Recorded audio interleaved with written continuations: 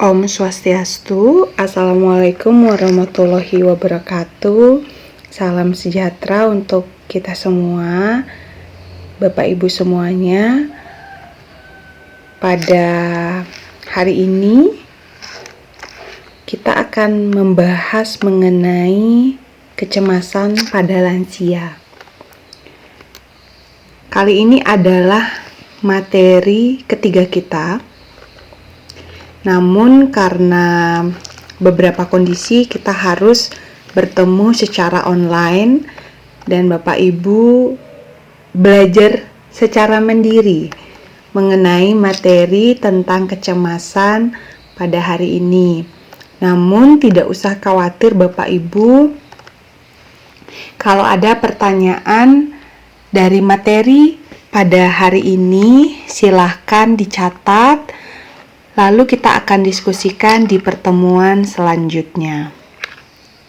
Sebelumnya kita sudah membahas mengenai kesehatan mental dan gangguan jiwa yang bisa terjadi pada masa lansia. Nah, pada kali ini kita akan membahas lebih spesifik mengenai kecemasan. Seperti yang sudah Bapak Ibu sempat ceritakan di minggu lalu, bahwa pada usia-usia saat ini Bapak Ibu cenderung mengalami kecemasan terhadap sesuatu yang dialami atau dipikirkan. Kecemasan itu apa sih sebenarnya Bapak Ibu? Kecemasan itu merupakan suatu kondisi emosi yang kita rasakan yang menimbulkan rasa tidak nyaman pada diri, dan perasaan tidak nyaman ini itu disebabkan oleh situasi yang samar-samar. Artinya situasinya itu tidak jelas, tidak pasti, dan kita kebingungan. Sebenarnya situasi khusus apa yang menyebabkan perasaan cemas ini?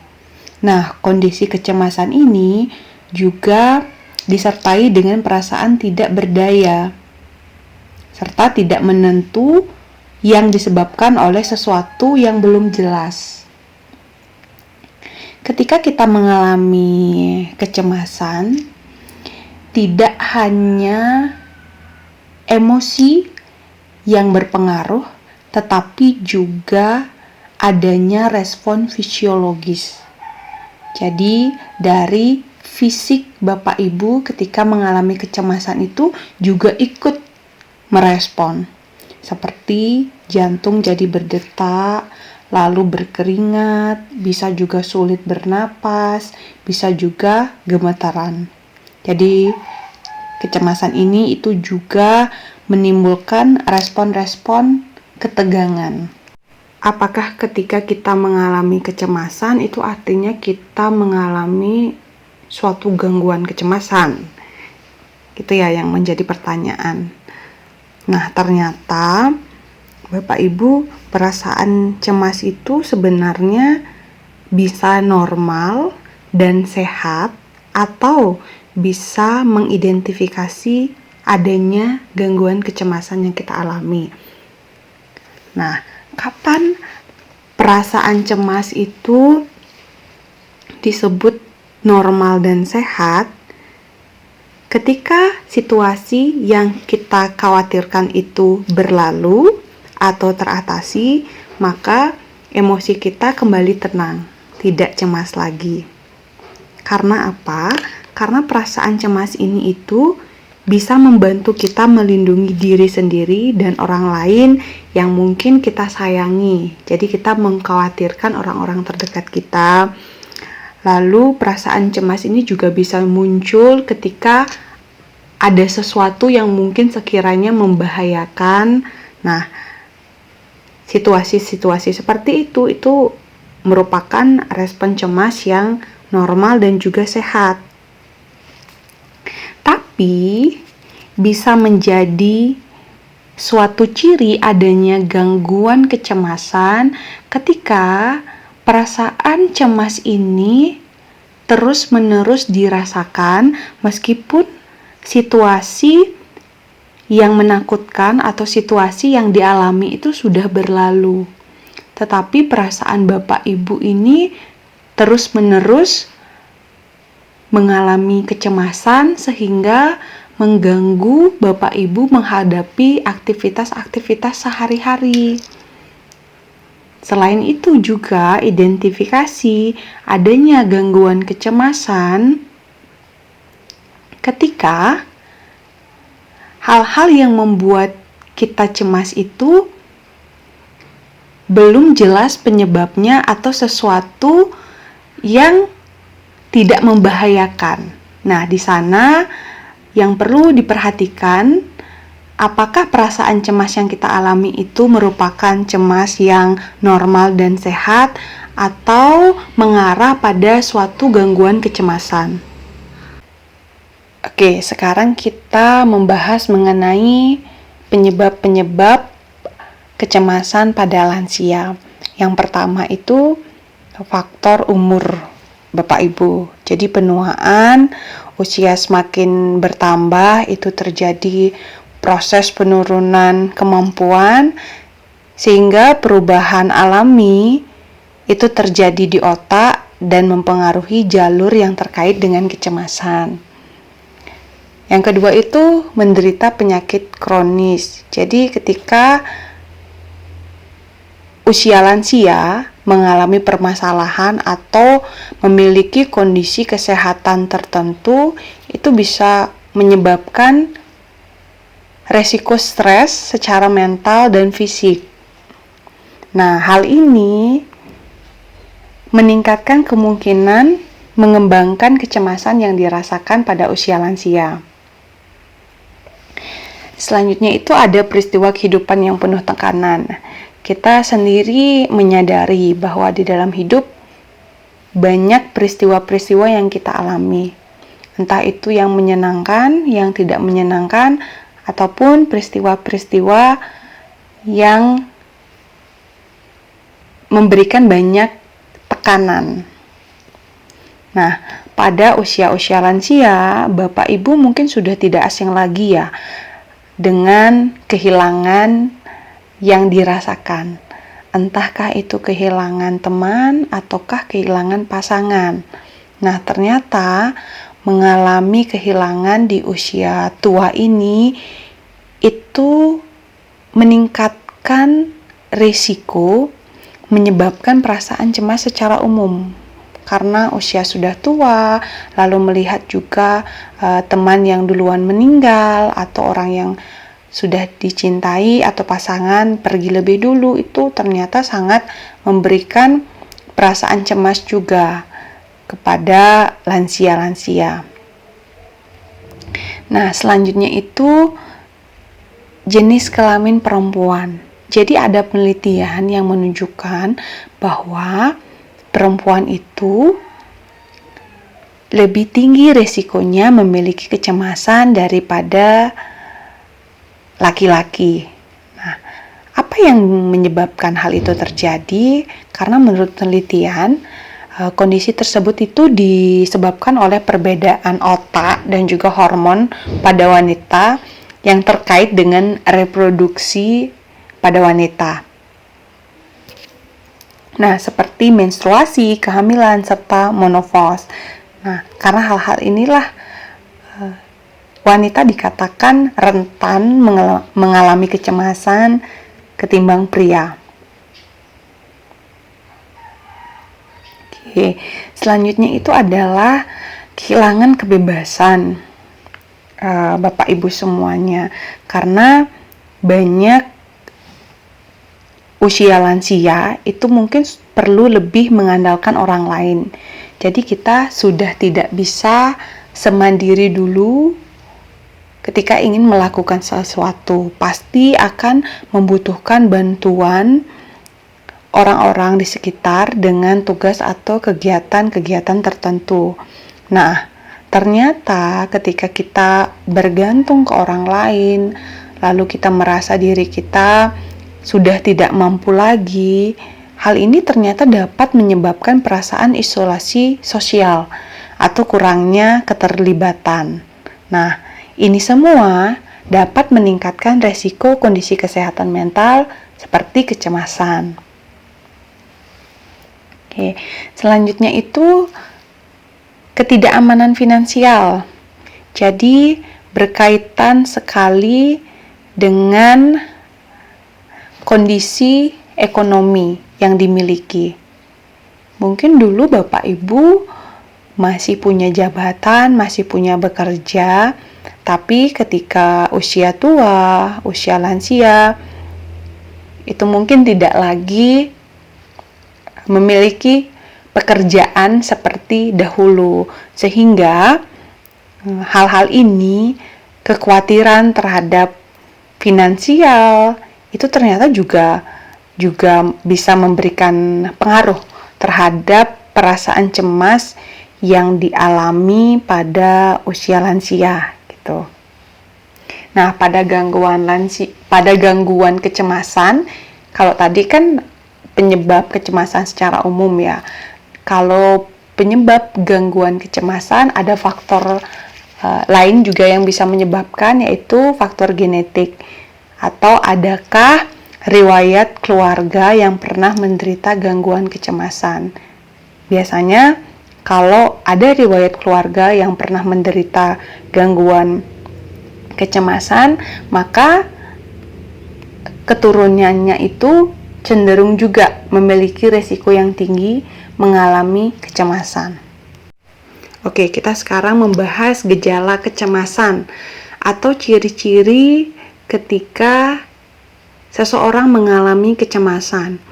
Yang pertama itu adanya perasaan cemas, khawatir, kita tidak tenang, ragu, serta bimbang.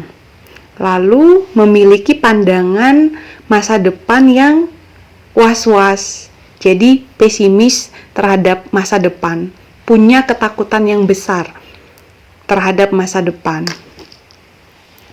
Nah, gejala lainnya itu juga bisa dilihat dari kurang percaya diri, gugup apabila diminta untuk tampil di depan umum, sering merasa tidak bersalah atau menyalahkan orang lain. Jadi secara emosi itu juga tidak mudah mengalah atau suka ngotot. Di dalam tindakan itu juga seringkali melakukan gerakan yang serba salah. Tidak tenang bila duduk, gelisah. Jadi kalau Bapak Ibu kadang memperhatikan ada orang yang duduk ketika dia cemas, kita bisa lihat kakinya bergetar-getar atau dia mainin jari-jari tangannya seperti itu. Nah, seperti tadi dijelaskan, kalau kecemasan itu selain respon emosi, itu pasti dibarengi juga dengan respon fisiologis. Jadi ada keluhan fisik. Jadi gejala orang yang mengalami kecemasan itu juga seringkali mengeluh tentang keluhan-keluhan somatik. Jadi bisa tiba-tiba merasa pusing, lalu bisa tiba-tiba merasa mual, merasa sakit perutnya, seperti itu. Jadi respon fisiologis ini pasti muncul ketika seseorang mengalami kecemasan. Bisa juga gejalanya dari segi emosi mudah tersinggung, suka membesarkan masalah yang kecil. Jadi ketika Bapak Ibu mungkin mengkhawatirkan sesuatu atau takut, secara tidak sadar kita kadang memberikan respon yang impulsif. Respon impulsif itu artinya kita cenderung bertindak sebelum kita berpikir. Nah, hal ini yang mungkin bisa mempengaruhi kita akhirnya mudah merasa tersinggung dan juga membesarkan masalah-masalah yang sepele. Dalam pengambilan keputusan juga diliputi oleh rasa bimbang dan ragu karena cemas, takut dalam menentukan keputusan gitu. Bila mengungkapkan sesuatu atau bertanya, seringkali itu dilakukan secara berulang-ulang. Karena perasaan cemas yang dimiliki ini ada keraguan kan. Tadi ada rasa bimbang dan rasa ragu. Jadi diungkapkan berkali-kali ketika seseorang itu ngerasa cemas agar dia yakin bahwa apa yang dia sampaikan itu benar.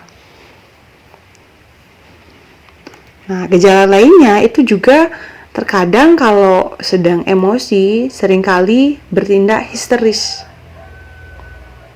Nah, ini beberapa gejala kecemasan yang Bapak Ibu bisa amati, atau boleh tanyakan ke diri sendiri apakah ada mengalami gejala-gejala kecemasan ini.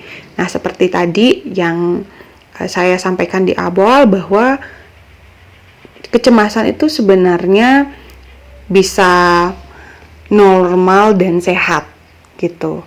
Nah, gejala kecemasan ini itu yang muncul sebagai reaksi awal atau reaksi wajar. Namun, ketika hal ini terus-menerus terjadi dan sampai mengganggu aktivitas Bapak Ibu dan bagaimana Bapak Ibu berinteraksi dengan lingkungannya, itu yang perlu kita waspadai karena bisa saja akan mengarah pada gangguan kecemasan. Nah, sekarang cara apa ya yang bisa kita lakukan untuk mengelola perasaan cemas atau kecemasan ini menjadi respon yang normal dan juga sehat gitu. Nah, ada beberapa hal yang bisa Bapak Ibu lakukan. Yang pertama itu adalah latihan pernafasan.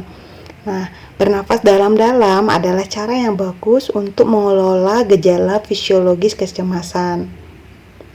Jadi ketika kita bernafas dalam-dalam, kita akan mendapatkan lebih banyak karbon dioksida dalam darah kita yang dapat menenangkan bagian otak yang bertanggung jawab atas kecemasan. Pernafasan dalam juga mengaktifkan sistem syaraf kita yang membantu kita merasa lebih rileks.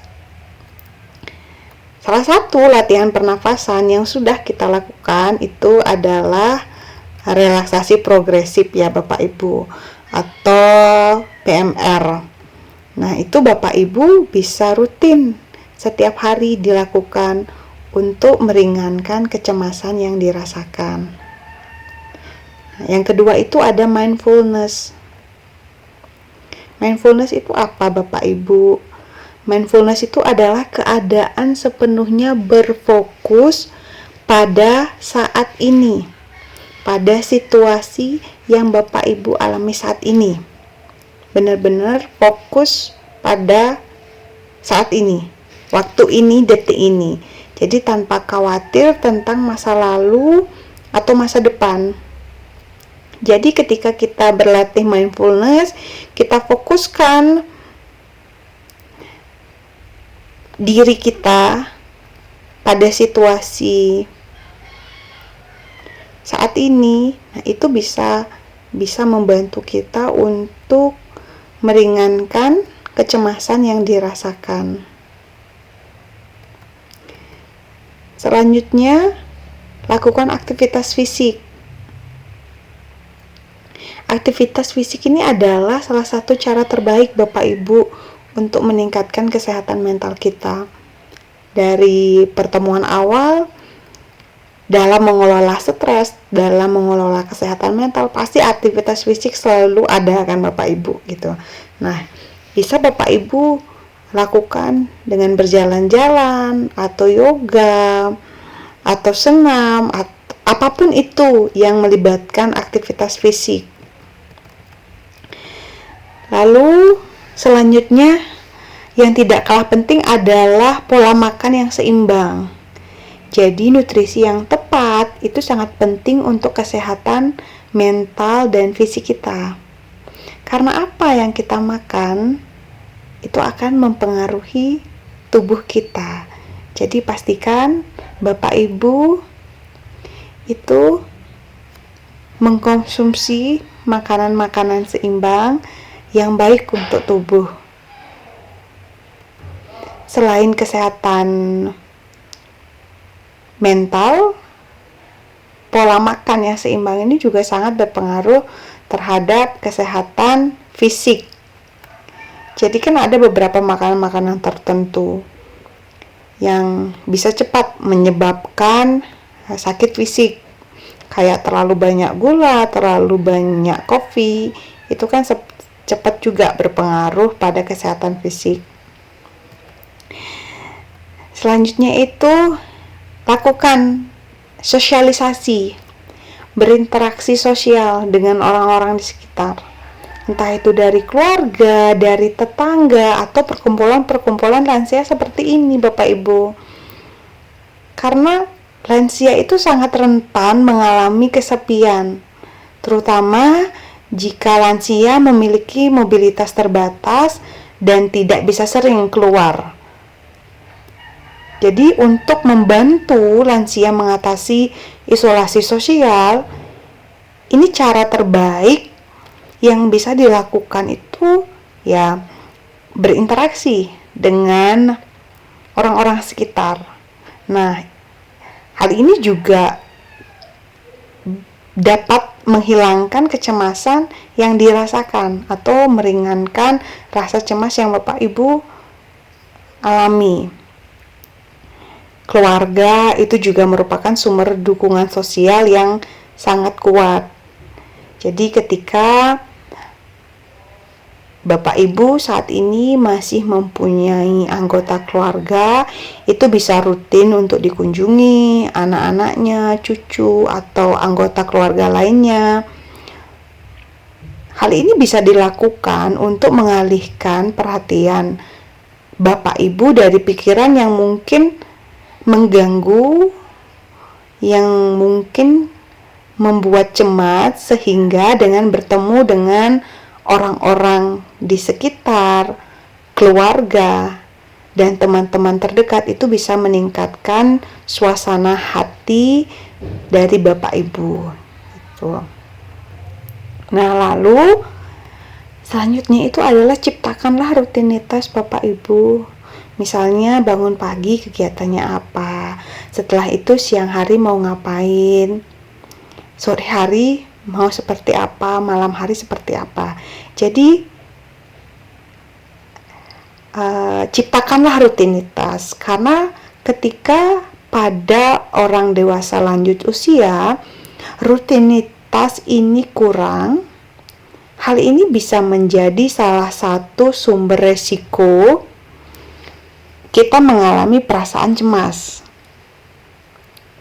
Nah, hal ini ketika tidak adanya rutinitas ini juga bisa menyebabkan terjadinya atau meningkatnya risiko mengalami demensia atau Alzheimer, pelupa.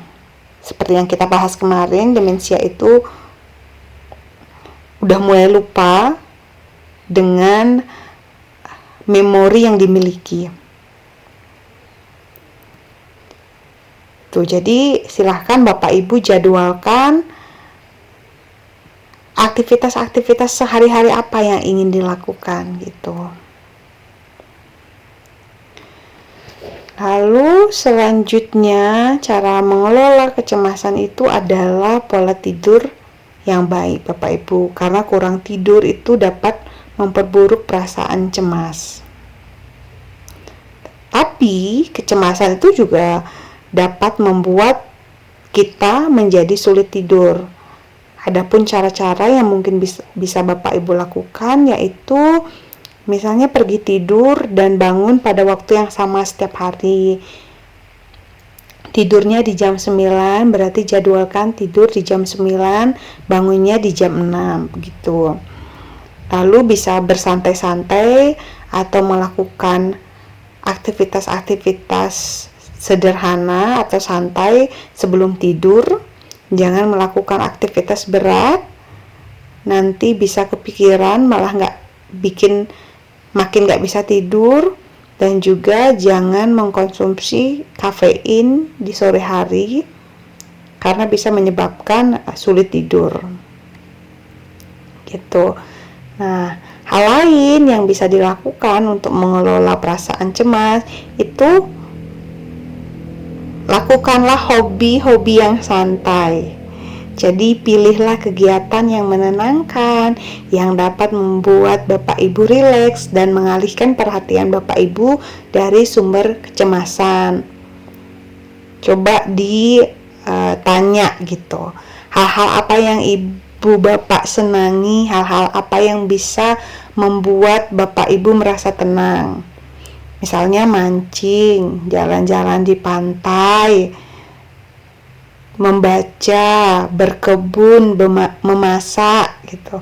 Apapun itu yang Bapak Ibu senangi. Lalu selanjutnya itu bisa konsultasikan ke dokter. Nah, terkadang kondisi kecemasan atau kesehatan mental terganggu itu juga bisa menjadi tanda masalah kesehatan fisik.